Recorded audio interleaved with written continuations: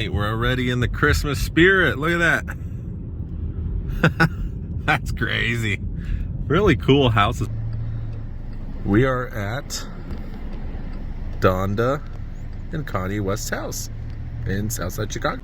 Welcome everybody, my name is Michael, and today we're talking about SBF getting arrested, which I mentioned in my previous video. That was at the moment when we found out he was arrested by Bahamian authorities on behalf of the US, because once criminal charges came out, they arrested him. He went and spent the night in a Bahamas jail. Not a pleasant place, and someone from the US Embassy was in talks with him today. He might look to be getting out of jail by tomorrow, and the Bahamian Supreme Court can overrule what's going on with the US because the US still has to extradite him.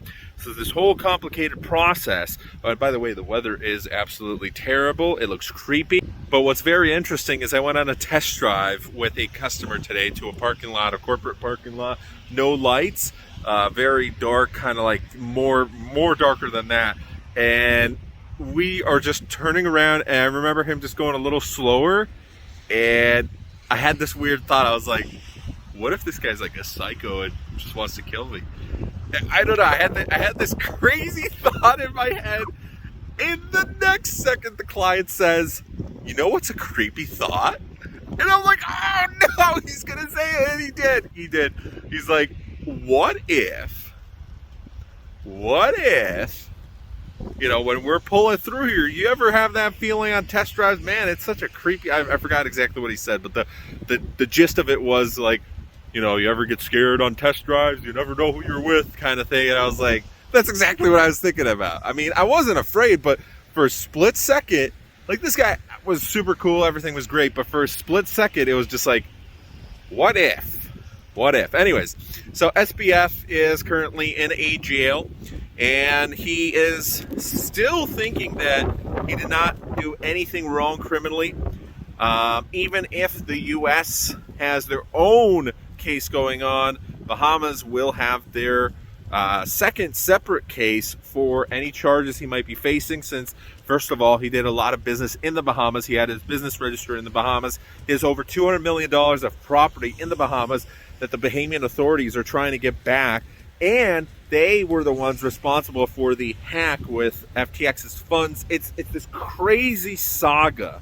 So he is in a terrible place in the Bahamas, rat infested. Supposedly people who were there, prisoners, wanted to be extradited back to the US because of gangs and paraphernalia getting inside and all the crime. And let's face it, America does not have the best jails in the world. However, I'd rather be there than in certain South American jails, or I'm not sure about the Bahamian jail, but it doesn't seem like such a great place from all these reviews. So, sounds like a little motel, right? All these reviews, but you got these prisoners who want to flee from there, and this guy who is a young adult, completely naive and not really prepared for this. He's supposed to stay there. Now, he is in sick bay with a couple other prisoners, so doctors are monitoring, but supposedly he's not getting any special treatment. Okay, we are going inside because it's rather cold. But one thing that is interesting is he is supposedly a very strict vegan, so supposedly he's not going to be eating a lot, on a strict diet with the doctor over there. And what's interesting is back in America, you have the U.S. District Attorney and then New York, you know, fighting to make more charges, drum up more charges for him, make him up out of thin air. No, I'm just kidding. The case is building. They're building their case against SBF. And this district attorney came out and said this is one of the biggest financial crimes in American history. And SBF is coming out and saying, well, I want to build another company in my luxury apartment. It's kind of as if he's delusional to the whole situation going on right now. And his parents are going to be supposedly financially ruined by all these legal fees. And even people who were affiliated with FTX, such as all those celebrities and football players and whatnot, they're getting sued right now. There could be class action lawsuits by the victims of FTX. One question I have is, if I was SBF, why would I stay in the Bahamas? Maybe he didn't think anything would happen. Charges came a little slow, but they eventually did come, and knocking they came.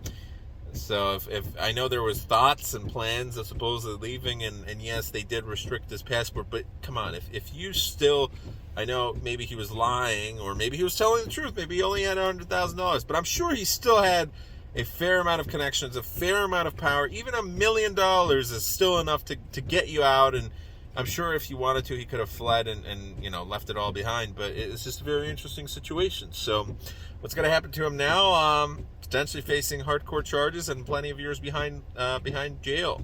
Some are saying he might be facing a lifetime behind jail. And it is believable, because if you remember my old channel and Ross Ulbricht, which, yes, that was a lot more hardcore than, Ponzi schemes or exchanges, stealing money or whatever. When you compare what he did to similar empires on the dark net and what those criminals got charged with in Amsterdam, in UK, in Germany, they're able to come out after a few years. Ross is staying behind bars, 2 life sentences.